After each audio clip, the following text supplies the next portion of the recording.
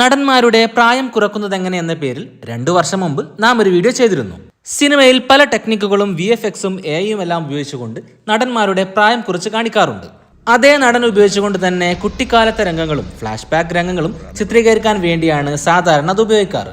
പ്രായം കൂടിയ ഒരു നടൻ ചെറുപ്പക്കാരനായ കഥാപാത്രമായി സിനിമയിൽ മുഴുനീളം കാണിക്കാൻ വേണ്ടിയും ആ രീതി ഉപയോഗിക്കാറുണ്ട്. അത്തരത്തിലുള്ള ടെക്നിക്കുകൾ ഉപയോഗിച്ചുകൊണ്ടുണ്ടാക്കിയ സീനുകളെ കുറിച്ചാണ് നാം ഈ വീഡിയോയിലും സംസാരിക്കുന്നത്.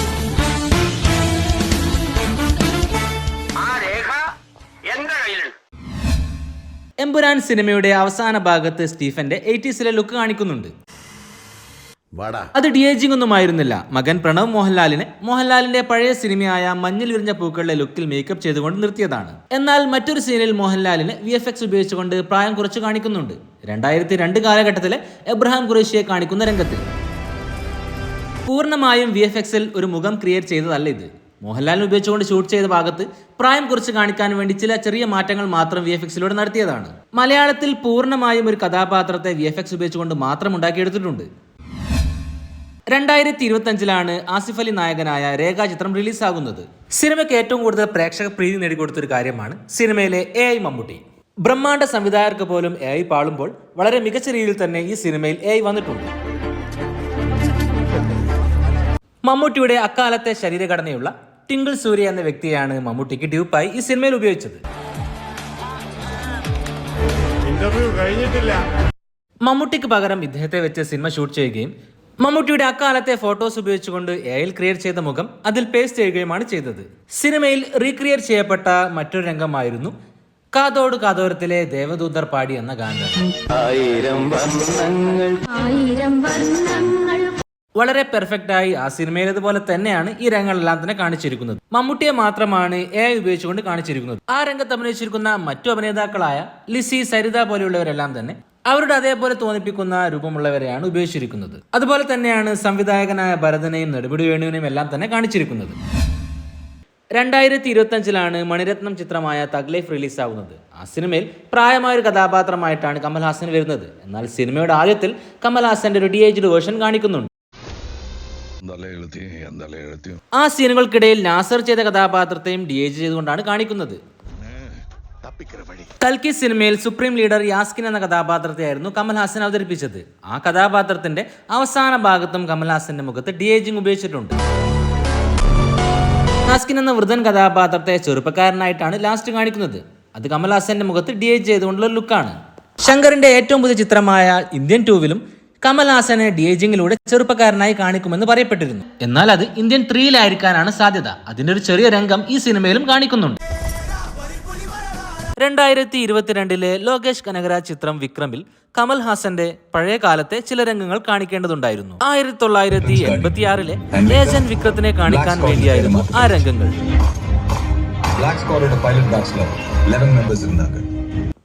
വിദേശത്ത് വെച്ച് ചെയ്യാനിരുന്ന ആ രംഗങ്ങൾ വളരെ എക്സ്പെൻസീവ് ആയതുകൊണ്ട് ഇന്ത്യയിൽ തന്നെ അത് ചെയ്യാൻ തീരുമാനിക്കുകയും പക്ഷേ സിനിമയുടെ റിലീസ് സമയമായിട്ടും ആ 1 മിനിറ്റ് രംഗങ്ങൾ റിലീസ് ചെയ്യാൻ സാധിച്ചില്ല.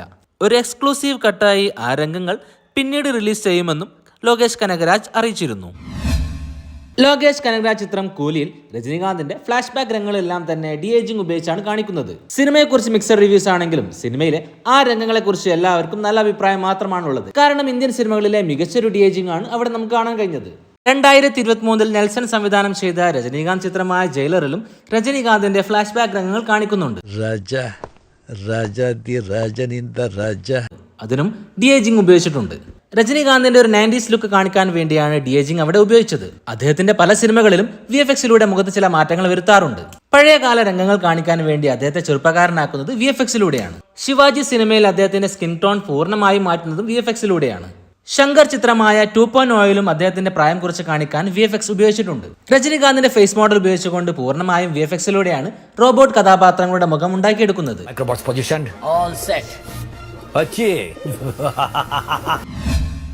2025 റിലീസ് ചെയ്ത അജിത് കുമാർ ചിത്രമായിരുന്നു ഗുഡ് ബാഡ് അഗ്ലി.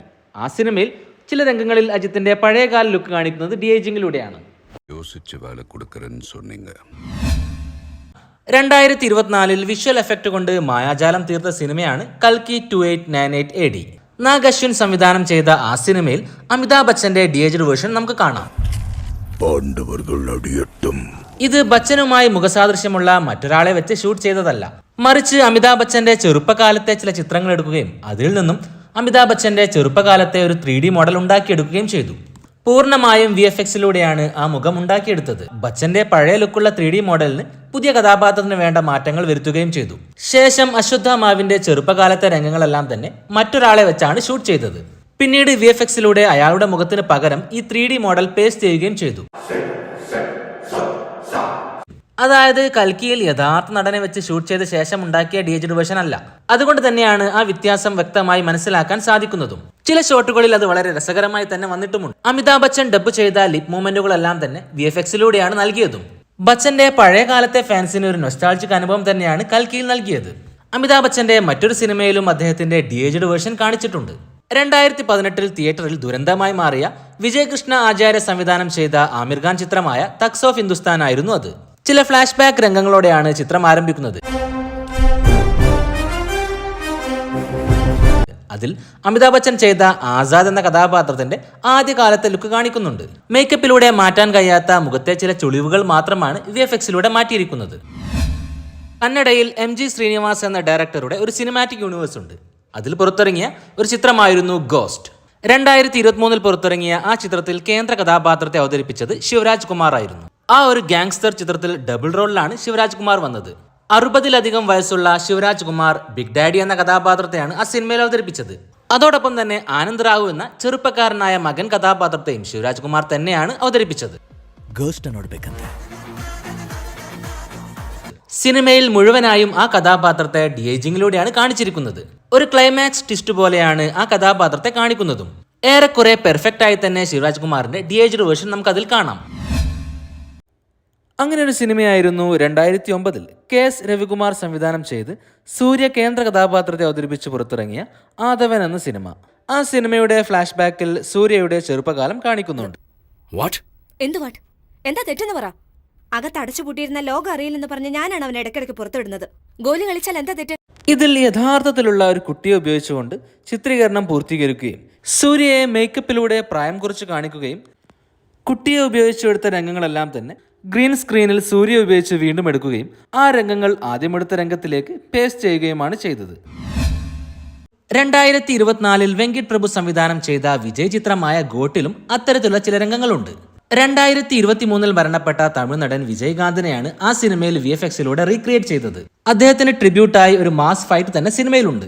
കൂടാതെ AI ഉപയോഗിച്ചുകൊണ്ട് അദ്ദേഹത്തിന്റെ ശബ്ദവും സിനിമയിൽ റീക്രിയേറ്റ് ചെയ്തിട്ടുണ്ട്.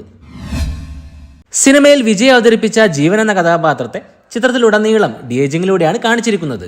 ചെറുപ്പക്കാരനായ ആ കഥാപാത്രത്തെ വിജയ് തന്നെയാണ് അവതരിപ്പിച്ചതും. മേക്കപ്പിലൂടെയും VFXിലൂടെയും മുഖത്ത് ചില മാറ്റങ്ങൾ വരുത്തിക്കൊണ്ടാണ് വിജയെ ചെറുപ്പക്കാരനായി കാണിക്കുന്നത്. രംഗങ്ങളെല്ലാം തന്നെ വിജയ് വെച്ചുകൊണ്ട് തന്നെയാണ് ഷൂട്ട് ചെയ്തതും. ശരീരത്തിന്റെ സൈസ് വ്യക്തമായി മനസ്സിലാക്കുന്ന രംഗങ്ങൾ മറ്റൊരാളെ വെച്ച് ഷൂട്ട് ചെയ്ത ശേഷം തല മാറ്റി വെച്ചതാകാനും സാധ്യതയുണ്ട്. സഞ്ജയ് എന്ന മറ്റൊരു ചെറുപ്പക്കാരനായ കഥാപാത്രത്തെയും സിനിമയിൽ വിജയ് ചെയ്തിട്ടുണ്ട്. അതും DHD ചെയ്തുകൊണ്ട് തന്നെയാണ് വിജയെ ചെറുപ്പക്കാരനായി കാണിച്ചത്. അതിനെല്ലാം പുറമെ വിജയുടെ കൗമാരകാലത്തെ ചില രംഗങ്ങൾ കാണിക്കുന്നുണ്ട്. അത് പൂർണ്ണമായും VFXിൽ DH ചെയ്തുകൊണ്ടുണ്ടാക്കിയ കഥാപാത്രമാണ്. വിജയുടെ പഴയ കാലത്തെ ലുക്ക് ഉപയോഗിച്ചുകൊണ്ടുണ്ടാക്കിയ 3D മോഡലാണ് അതിൽ കാണിക്കുന്നത്. സൽമാൻ ഖാനെയും അദ്ദേഹത്തിന്റെ പഴയ കാലത്തെ ലുക്കിൽ നാം കണ്ടിട്ടുണ്ട്.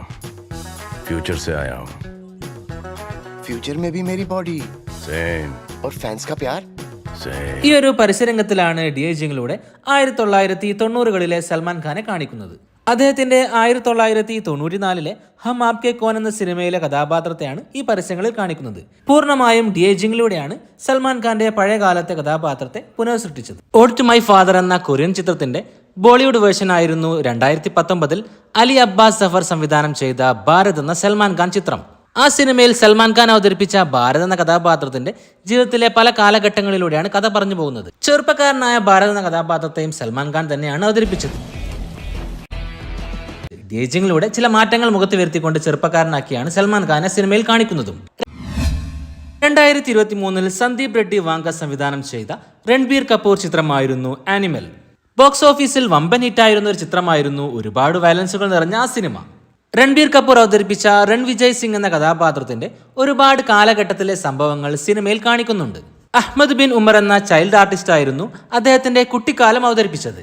രൺവിജയ് സിംഗിന്റെ കൗമാരക്കാലം അവതരിപ്പിച്ചത് 40-ലധികം വയസ്സുള്ള രൺബീർ കപൂർ തന്നെയായിരുന്നു. मैं फिर से पूछ रहा हूँ किसने छेड़ा मेरी बहन को?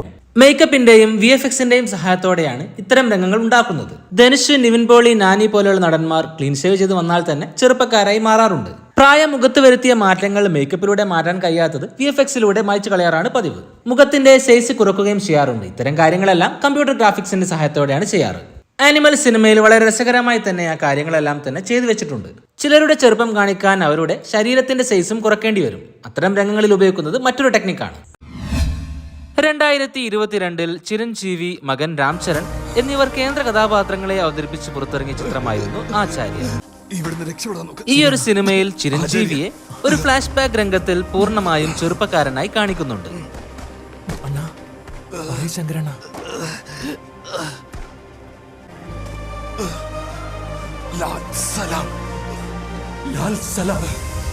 കമ്പ്യൂട്ടർ ഗ്രാഫിക്സിന്റെ സഹായത്തോടെയുള്ള ഡി-ഏജിംഗ് ആണ് അവിടെ ചെയ്തിരിക്കുന്നത്. ചില പിൽ നിന്നുള്ള രംഗങ്ങളും ഉപയോഗിച്ചിട്ടുണ്ട്.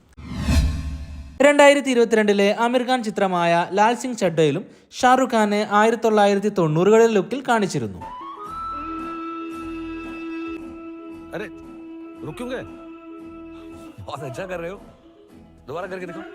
ഡി-ഏജിംഗിലൂടെയാണ് പഴയ കാലത്തെ ഷാറുഖ് ഖാനെ പുനർസൃഷ്ടിച്ചത്. 2016-ൽ റിലീസ് ചെയ്ത ഷാറുഖ് ഖാൻ ചിത്രമായ ഫാനിലായിരിക്കാം ഇന്ത്യയിൽ ആദ്യമായി ഡി-ഏജിംഗ് ഉപയോഗിച്ചത്. ചിത്രത്തിൽ ഷാറുഖ് ഖാൻ 2 കഥാപാത്രങ്ങളെയാണ് അവതരിപ്പിച്ചത്. അതിൽ ഷാറുഖ് ഖാൻ ഗൗരവ് എന്ന കഥാപാത്രത്തെ അവതരിപ്പിച്ചിരുന്നു. ചിത്രം മുഴുനീളെ ഒരു ചെറുപ്പക്കാരനായിട്ടാണ് ആ കഥാപാത്രം.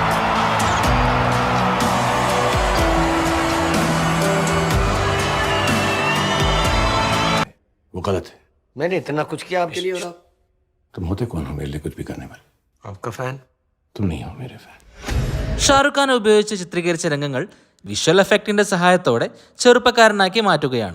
മേക്കപ്പിന് പകരവും ഈ CGI ഉപയോഗിച്ചുകൊണ്ട് മാത്രം പ്രായം കുറക്കാറുമുണ്ട്. ഫാനിലും രജനികാന്ത് ചിത്രമായ ദർബാറിലുമെല്ലാം ആ ടെക്നോളജി ഉപയോഗിച്ചിട്ടുണ്ട്. ഇന്ത്യൻ സിനിമകളിൽ ഈ രീതി ഇന്നും ധാരാളമായി ഉപയോഗിച്ചിട്ടില്ല. മിക്ക ഹോളിവുഡ് സിനിമകളിലും ഫ്ലാഷ് ബാക്കുകൾ കാണിക്കുമ്പോൾ ഈ ഡി-ഏജിംഗ് ടെക്നിക് ഉപയോഗിക്കുകയാണ് ഇപ്പോൾ പതിവ്. ഇവയിൽ ഏതൊക്കെയാണ് ഏറ്റവും മികച്ച ഡി-ഏജിംഗ് ആയും ഏറ്റവും മോശം ഡി-ഏജിംഗ് ആയും നിങ്ങൾക്ക് തോന്നിയത്? കമന്റ് ചെയ്യുമല്ലോ. ചാനൽ സബ്സ്ക്രൈബ് ചെയ്യാതെയാണ് നിങ്ങൾ വീഡിയോ ഇതുവരെ കണ്ടതെങ്കിൽ ചാനൽ സബ്സ്ക്രൈബ് ചെയ്യുന്ന കാര്യം പരിഗണിക്കുമല്ലോ. മറ്റൊരു രസകരമായ വീഡിയോയുമായി വീണ്ടും വരാം. പീസ്.